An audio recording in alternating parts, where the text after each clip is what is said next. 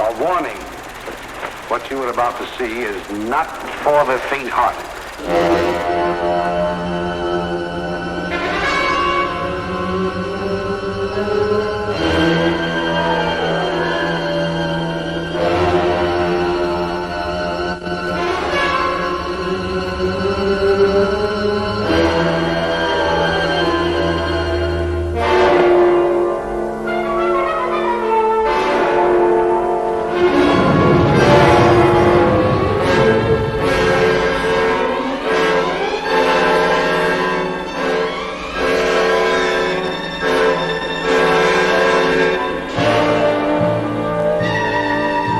Welcome to the world of vampire bats and tormented souls. Come, journey with us beyond the grave to discover the true story of the man who became the world's most horrifying screen vampire. Enter the world of Lugosi, the Forgotten King.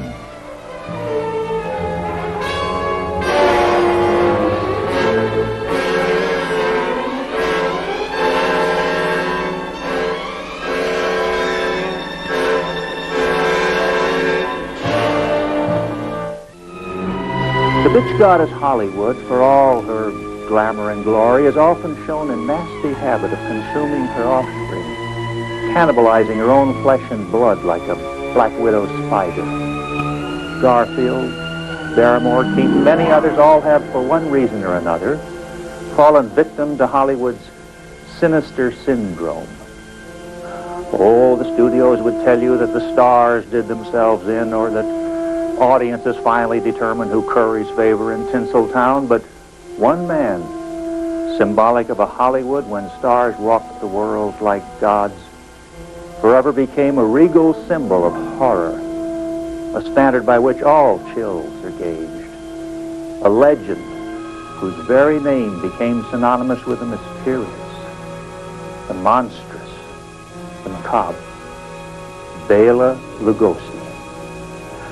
Welcome to Grizzly Land. Come, enter the Accra Museum, if you dare. Bela Blasco adopted his stage name from his hometown in Lugos, Hungary, a mere 50 miles from Dracula's home in Transylvania. The youngest of 4 children, Lugosi felt the lure of the stage early on, always finding it difficult to attend school when he could stage makeshift plays in old buildings in town. Constant run-ins with his father Istvan over this fact led to Bela's departure from home in 1893. After this abortive attempt at success away from home, he would wind up working as a coal miner for 3 years, and then return to Lugos upon notice of his father's death. After a period of small roles in local theater, Bela made it to the major stage in 1902. In 1903, he played his first horror part in Trilby as Svengali's evil assistant. Soon he received invitations from 2 major theaters in Budapest. Lugosi chose the prestigious National Theater for the diversity of roles its membership provided. You see, in the National Theater of Hungary in Budapest, all the great character parts are played by 4 or 5 different players. Each competes with the other.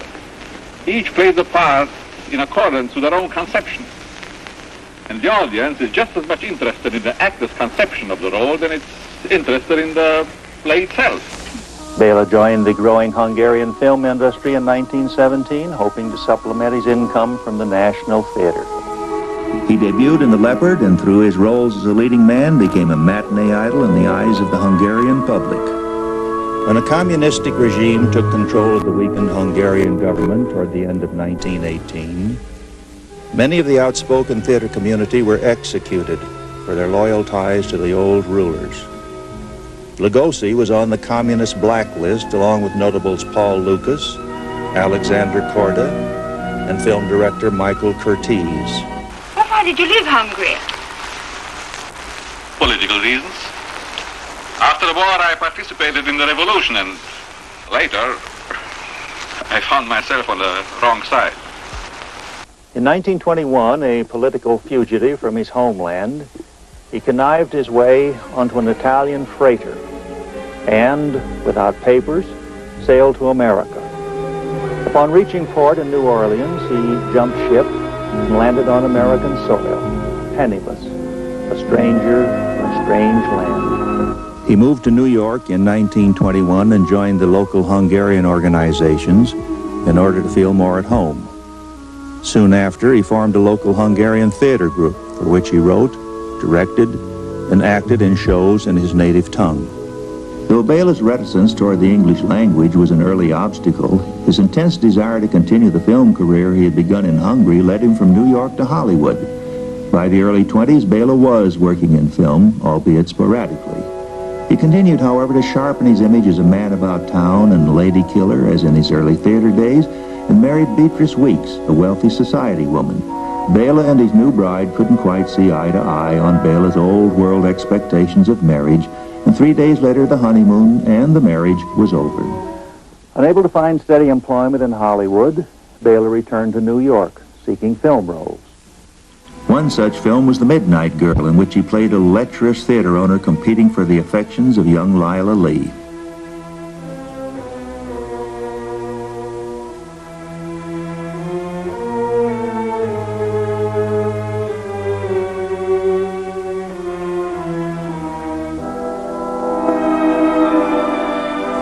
Meanwhile, in London, the revival of the stage version of Bram Stoker's 1897 novel Dracula was attracting attention.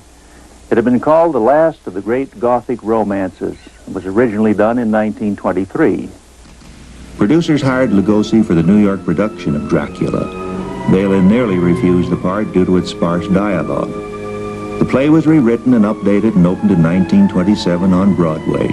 It was an instant success and played over 1,000 performances, then went on the road with Bela for the next 2 years. It was billed with great hoopla as the ultimate in horror, and the producers even had nurses in attendance for the faint-hearted. The cast remained in Los Angeles in 1928, and Bela began to be flooded with fan mail. More producers were taking note as well. After 3 seasons, the stage Dracula had earned well over $2.5 million. Bela began taking small roles, primarily those for Fox Studios, but soon talkies arrived and Bela's career stalled a bit after the close of Dracula. He feared, as other great silent actors did, that he would not succeed in talkies because of his language problems. He had a few more minor roles, then fate smiled on him. He met up with director Todd Browning, who cast him in A Mystery, The 13th Chair, in 1929. This was a turning point in Bela's career and foreshadowed things to come as the legendary director led Bela to the fulfillment of his greatest screen destiny, the film version of Dracula. Bela had become a U.S. citizen in 1930, the same year Universal decided to film Dracula. But Lugosi didn't come by the role easily. The renowned actor Lon Chaney Sr. was tapped for the role by the studio, but in a bizarre twist of fate, fell ill and died shortly after being cast. The studio looked over at least 5 other actors with half the poise of Lugosi. It remains a mystery. Why? Carol Borland, a drama student, had played opposite Bela as Lucy Harker in the stage version of Dracula. Lugosi had made his test for Dracula before he put together a company to do the stage version of Dracula. And I was Lucy to his Dracula in that company, and we got as far as the Lovero Theater in Santa Barbara when he was called back being told that he had the part. Todd Browning's personal preference finally prevailed, and Lugosi was signed to a 5-year contract with Universal, where he would make his most significant films. Universal had Lugosi in a corner, however. Realizing the importance of the role, Bela reluctantly agreed to the paltry sum of $500 a week for 7 weeks' work as the thirsty count. In later years, as the horror classic would be released year after year, this fact would prove a bitter pill for Lugosi to swallow. It was all worth it, though. Lugosi and Dracula ushered in a series of what would become skyrocketed to instant stardom. Well, Lugosi was known as the ladies' man, and he was probably the most sexually attractive male I have ever known in my life. He could walk into a room and there was this pull from every corner, and women just flocked to him. And I thought that was sort of funny, although I could feel it. Dracula was a smash. Bela could rest easy now because in Hollywood he ruled the roost. and for a brief time could lay claim to the crown that read King of Horror. Universal announced it would next adapt Mary Shelley's Gothic chiller, Frankenstein. In Robert Florey's original screenplay, Lugosi was to play Dr. Frankenstein. Studio execs insisted that he be cast in the part of the monster, having done so well as Dracula. James Whale eased himself in as director, and Florey was out. Suddenly, the picture had drastically changed. Lugosi reluctantly submitted to Jack Pierce's makeup, and test footage was actually shot. But in the end, BELA bowed out, frustrated over the monster's lack of dialogue. producer Carl Laemmle brought in Boris Karloff as the monster, and Karloff went on to essay one of filmdom's finest hours. BELA had hoped that his stardom in Dracula would pave the way to diverse roles, but instead he became hopelessly typed, an ironic and cruel tribute to his effectiveness as Dracula. As a concession to BELA and Robert Florey, BELA did appear in Murders in the Rue Morgue, which bore a little resemblance to the Edgar Allan Poe story. The film's box office wings, however, were clipped by the overwhelming success of Frankenstein.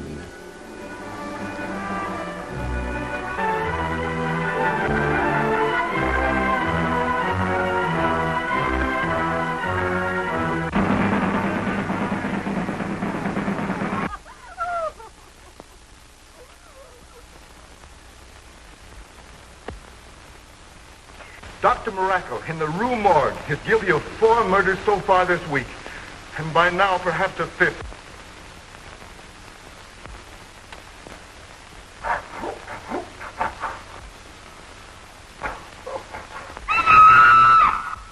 He avoided the Hollywood party scene and rarely socialized during any shooting. The press began to fabricate mysterious stories about him, which perpetuated the horror mystique with the movie-going public. Each studio had a roster of stars, musicians, writers, directors, producers, and an enormous publicity unit, which put a kind of aura around the film industry and the people in it. They kept the people away from the public as much as possible, as opposed to today. They were glamorized. BELA freelanced White Zombie in 1932, a low-budget independent shot in 2 weeks by the Halperin brothers. Problems with this production led to BELA actually taking a personal hand in the film. The end product is a tribute in itself. It was a brilliant role for BELA as zombie master Murder Legendre, a sinister sorcerer who commands a legion of walking dead.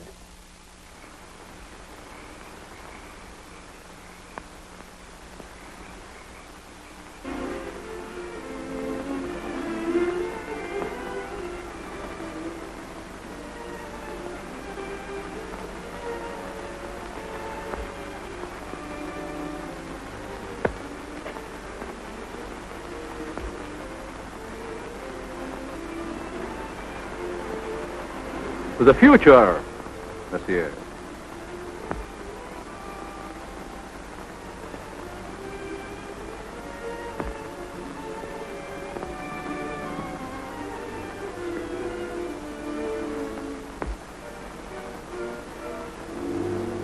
Only a pinpoint, monsieur. A flower, or perhaps a glass of wine.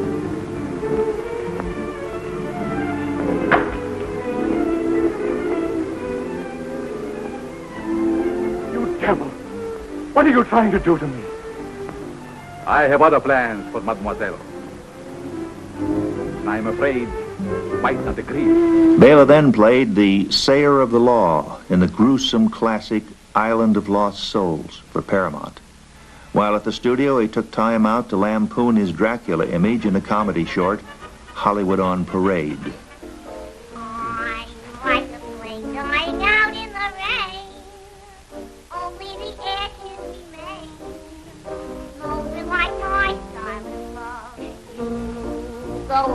Never dreaming I care, loving somebody somewhere, leaving me my style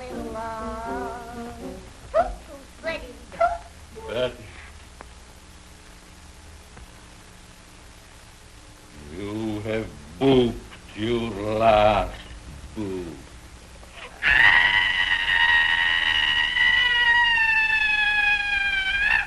In 1933, Bela eloped to Las Vegas with Lillian Arch, the daughter of a Hungarian acquaintance. This, Lugosi's fourth marriage, provided a long-needed stabilizing force, as Lillian would see Lugosi through the most productive period of his life and the desperate times that were to come. Universal's next project for Bela was part of a 3-picture deal with Boris Karloff. The Black Cat marked the first teaming of Bela and Boris, a teaming that would become a rivalry. Bela maintained a professional but strained relationship with Karloff throughout their career. It was Christmas time, and in those days they decorated not with Olympic banners, but with stills of the various stars blown up and a circle of Christmas lights around them and tinsel. And it was just when there had been the big smash hit of Frankenstein down the street, and came to the Karloff one, and he stopped and he bristled and muttered some things in Hungarian and hissed a bit, and we said, but after all, you know, Karloff could never play Dracula. And he said, that was right. Ready for the test, Dracula? I'm ready, Frankenstein. Then let us begin.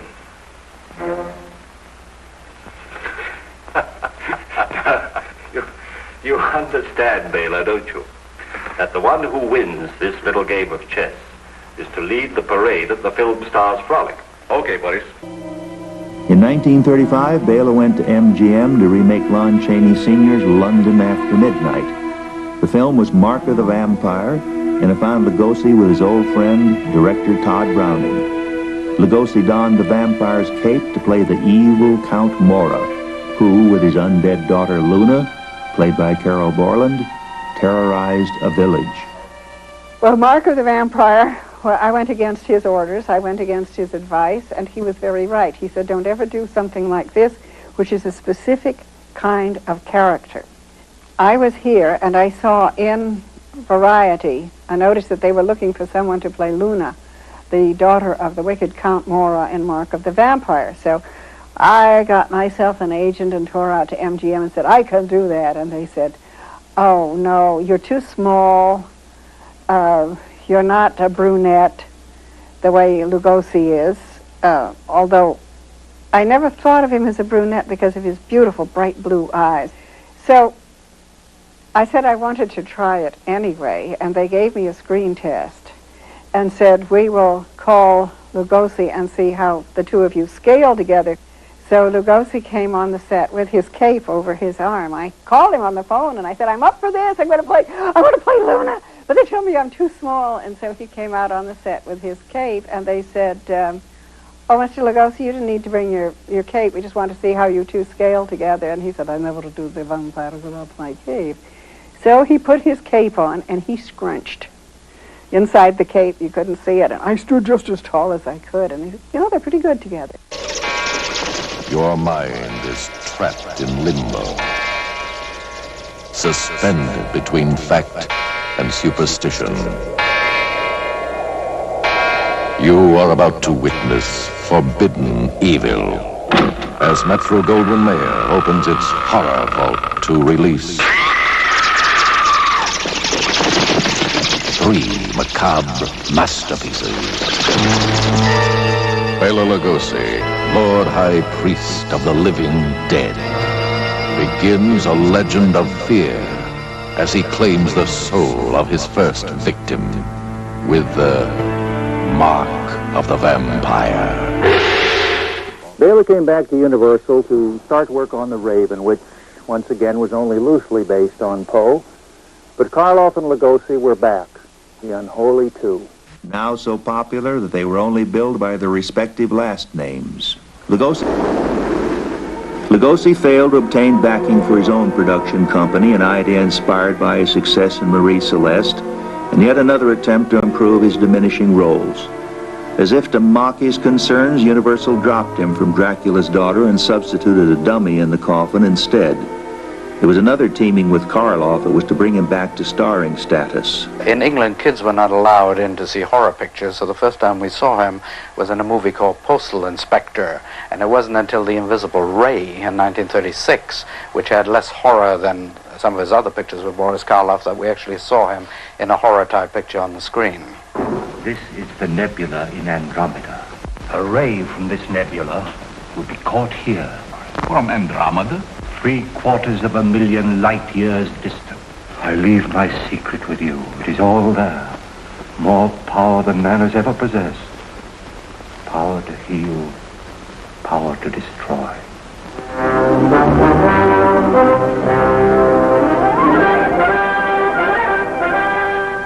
You're poisoned. Poison. And everyone I touch is poisoned. They die.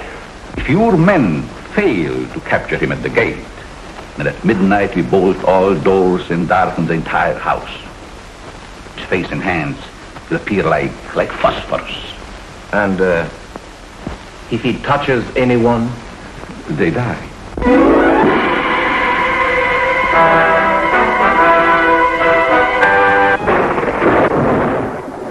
In January of 1937, with the British release of The Raven, Britain imposed a moratorium on horror films, which devastated the American horror film market.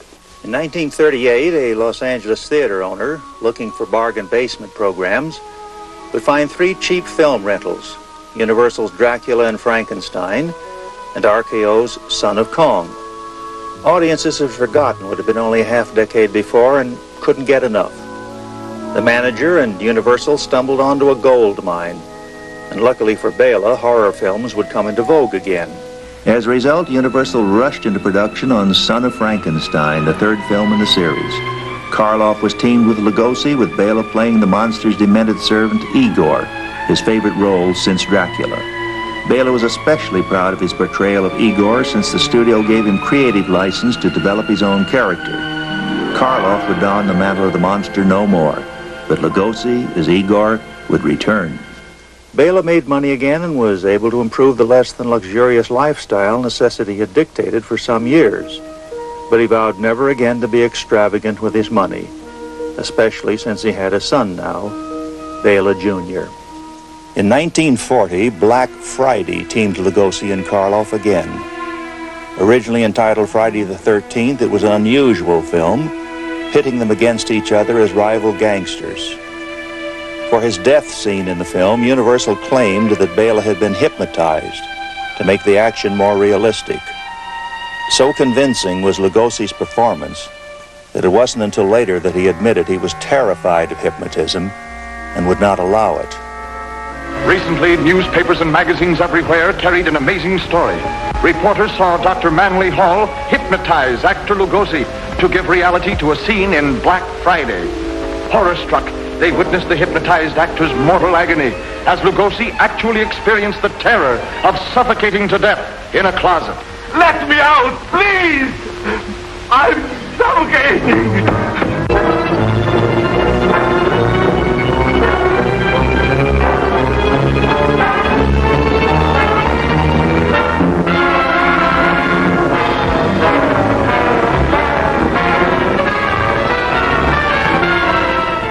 After wholeheartedly lending himself to the war effort, Lugosi returned as Igor and the Ghost of Frankenstein, this time with Lon Chaney Jr. in the monster makeup.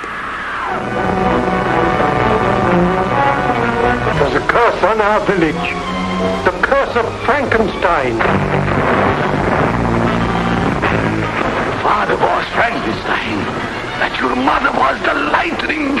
It was a wonderful cast of people, beginning with Bela Lugosi, Sir Sedgwick Hardwick, Lionel Atwill, Lon Chaney Jr. This director I have to describe was a little fellow, and he dressed the part. He wore a Norfolk jacket, riding breeches and boots, and a scarf around his neck, and he had a megaphone that when he sat came up to his eye level, the biggest megaphone I've ever seen, much bigger than Rudy Valley ever had in his heyday. He was seated with his secretary next to him and the megaphone on the other side, and presently the assistant director came up to him and said, "We're ready." And he picked up the megaphone. Now, the assistant director was standing there. The megaphone was here. He could hardly cram it in. He drew it up and said, "Get Miss Anchors on the staircase." So the assistant director left and came back. And he said, "Miss Anchors is on the staircase." So he picked up the megaphone, and the secretary stayed behind and out of the picture. And Evelyn was on the staircase in a dressing gown. And from then on, he paced back and forth at the foot of the stairway with the megaphone. And he said, "Now, Evelyn, your mother's been carried away by the Frankenstein monster. It's 4 o'clock in the morning. The servants have all fled. Your lover's being chased over the moors by the dogs. And you're all alone in this ancient, slimy, oozy castle. And I want to get the feeling from you, when you come down these stairs, that you're fed up with it all." 11 years after he first refused the role, Lugosi submitted to Jack Pierce's makeup to portray the monster in Frankenstein Meets the Wolfman. As with most of the Frankenstein pictures, the final script deviated considerably from the original concept. In this entry, the monster was to have been blind, as was indicated in the climax of Ghost of Frankenstein. Yet all references to this were eventually deleted, causing Bela's performance to appear awkward and stiff. The film finally became a sequel to The Wolfman, since fashioning another Frankenstein sequel proved too difficult for Universal. The 40s were a transitional time for Bela. Firmly typecast in horror films, he never seemed to give up hope that someday he could return to the very characterizations of his youth. You've made many other pictures of its type, vampire pictures and mystery pictures and things of that sort. But at the same time, I know you are always yearning, as all actors are, to do a different type of stage vehicle. What would you like to do? The romantic? No, I would prefer to play comedy. He saw himself as a competent professional. And he was. After all, I'd heard him do Shakespeare and these other things. He was good. He was versatile. He should have been used as they used Ezio Pinza later. The charming, attractive, middle-aged European gentleman. And he very seldom got a chance to show that side of him. I don't think Hollywood ever really realized his full potential, because in many of his films at 20th Century Fox, he was playing roles other than horror. It probably did not seem to the Hollywood producers that he was as versatile as Boris Karloff, who could play so many different kinds of roles. So they kept returning him to horror roles. But I think if given a chance, because, for instance, in Ninochka, with Greta Garbo under Ernst Lubitsch's direction, you can also see that he's perfectly capable of playing other types of roles. And I think if given the chance, he might have surprised Hollywood producers and audiences. Now that Britain had relaxed its restrictions on horror films, Bela returned to England, hoping to pick up some better parts. He scored big in Dark Eyes of London in a dual role. The film itself was quite gruesome and shocking, as Lugosi, aided by a deformed, blind monster, drowns his victims for their insurance money. You know where the young lady lives, Jake. She's a difficult young woman, Jake. Perhaps you'd better see her safely home.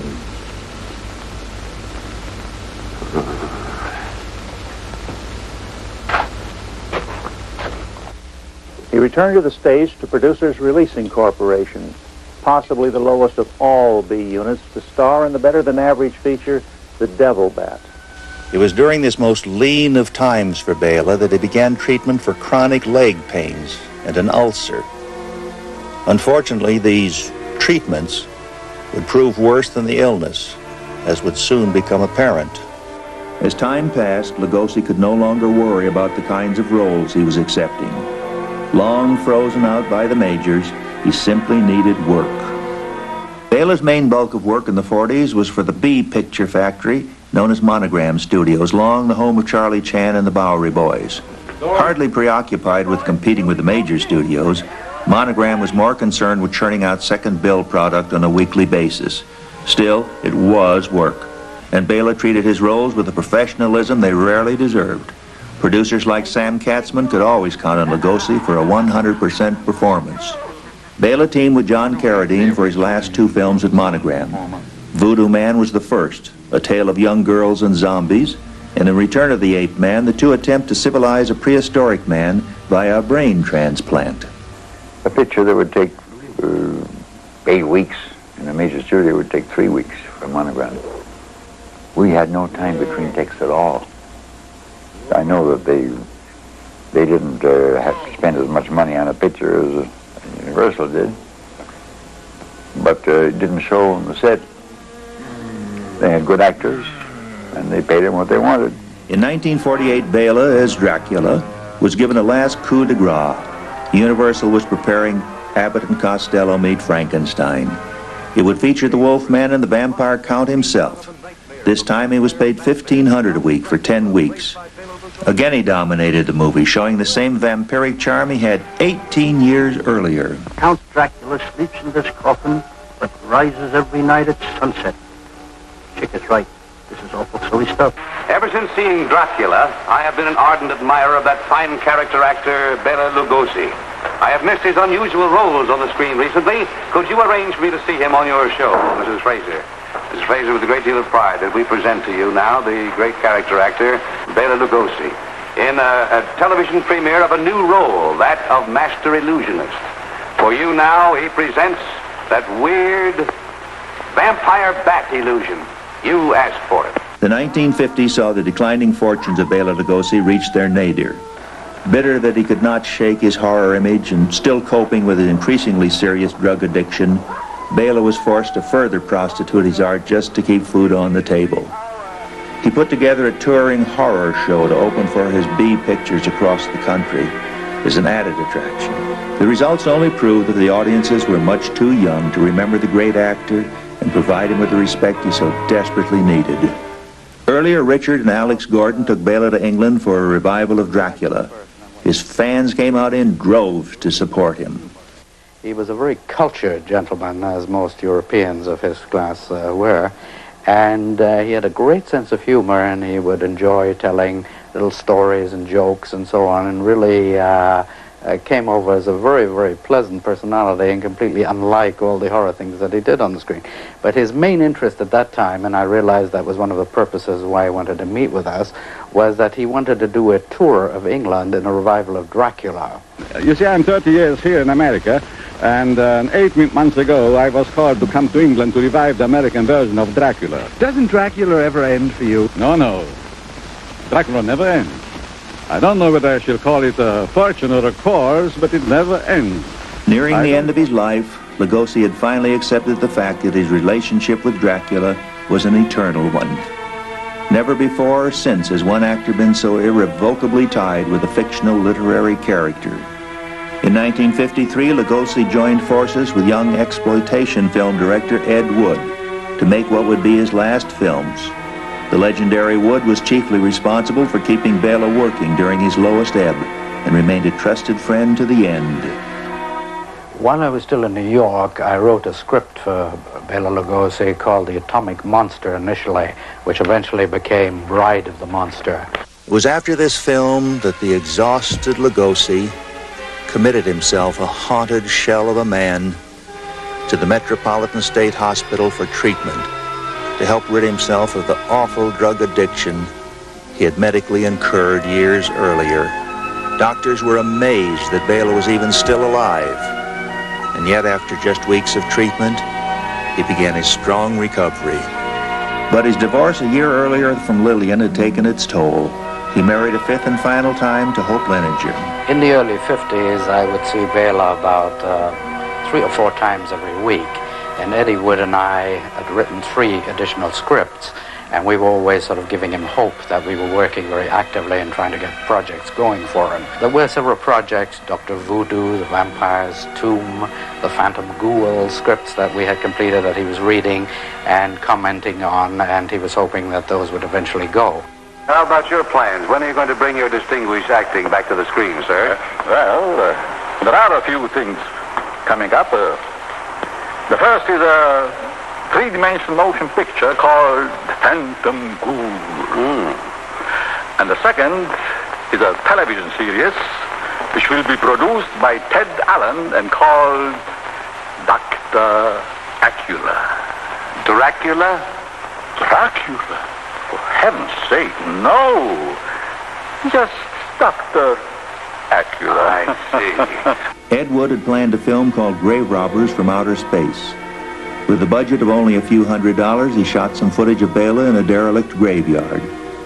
A few days later, and without warning, Bela Lugosi quietly departed this world, found in bed clutching a script for a film called, ironically, The Final Curtain.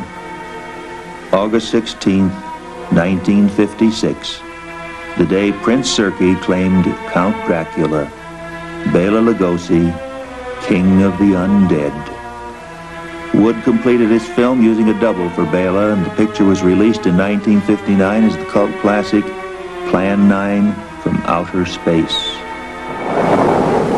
It is safe to state that the grandchildren of some of the people in this dinner will not be born on Earth.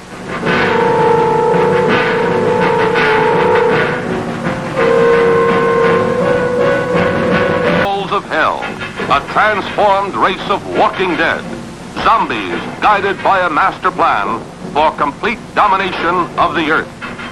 Plan 9 from Outer Space.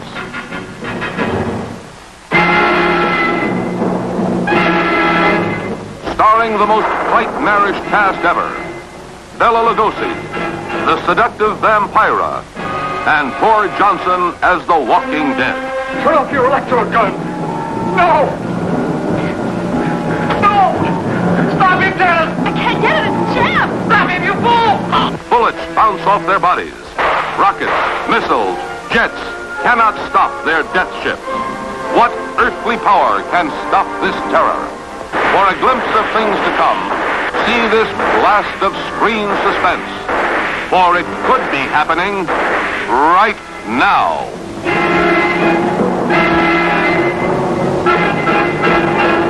I was at Bela Lugosi's funeral, and for about 5 minutes before the ceremony, I stood very quietly by his casket, regarding him, just thinking my silent thoughts. And I thought to myself, Mr. Lugosi, if you were somehow or other surviving here in spirit form, looking down at this shell you once inhabited, I think you would be very proud of your final appearance, because he looked as though he was just ready to step out of the coffin as he had 1,000 times before.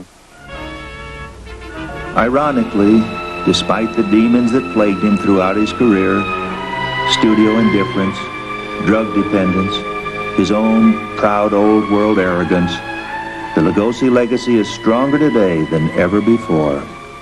I think it's rather ironic that now Bela Lugosi is actually a greater legend than he ever was in his lifetime. That whole new generations of young people who are seeing his pictures enjoy his performances and love him and read the horror magazines about him and are so interested in his activities, whereas Hollywood virtually forgot him. Mr. Lugosi, what was your first mystery play? Well, Dracula. Or did the role depress you? Very much. Haunted me. I often dreamed of the dead. In the morning when I woke up, I was tired, depressed. Did you see the play? No, I didn't. I'm awfully sorry. But what kind of makeup did you use? Well, I can show it to you on the picture, I promised you. Oh, I'd love to see it. Here it is.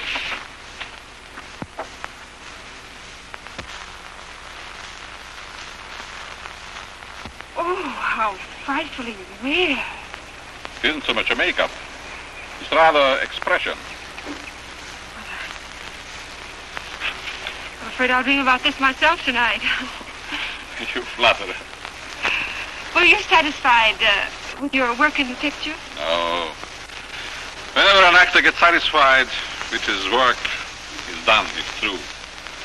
You see, in the National Theatre of Hungary in Budapest, all the great character parts are played by 4 or 5 different players.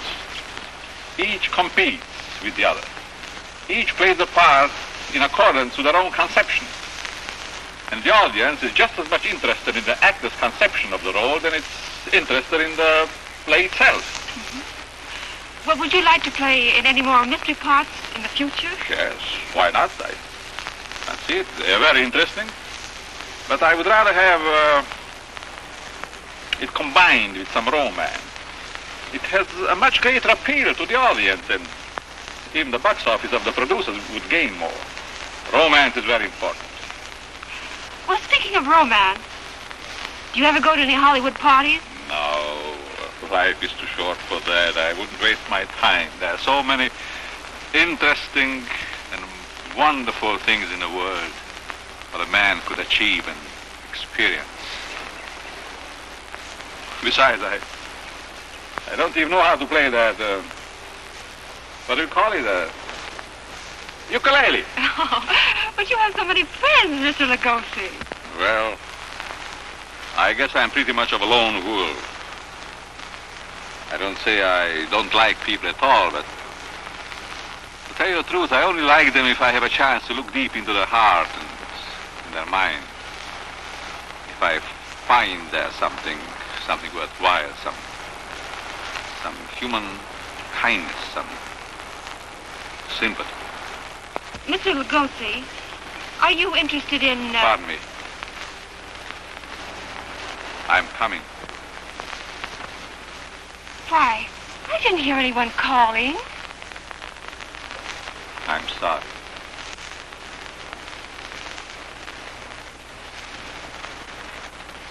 Oh, yes. Oh, yes, I understand.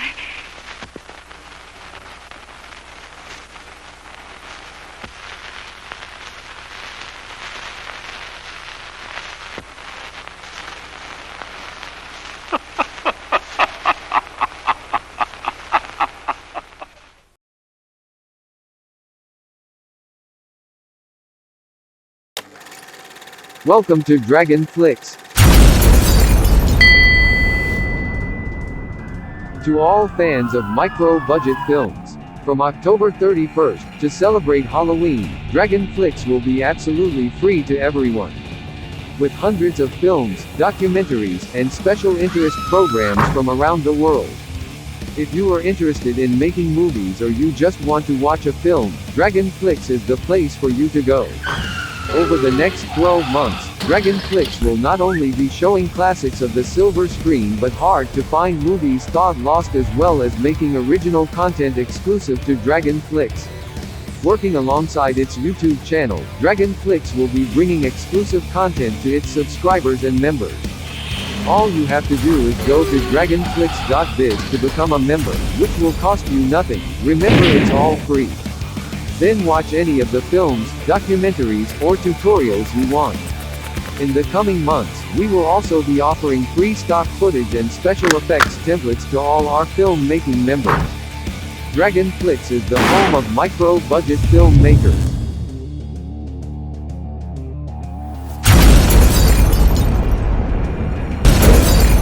DRagonFLIX is also looking for content for its channel. If you have something you think might interest us, please contact us at DRagonFLIX.biz.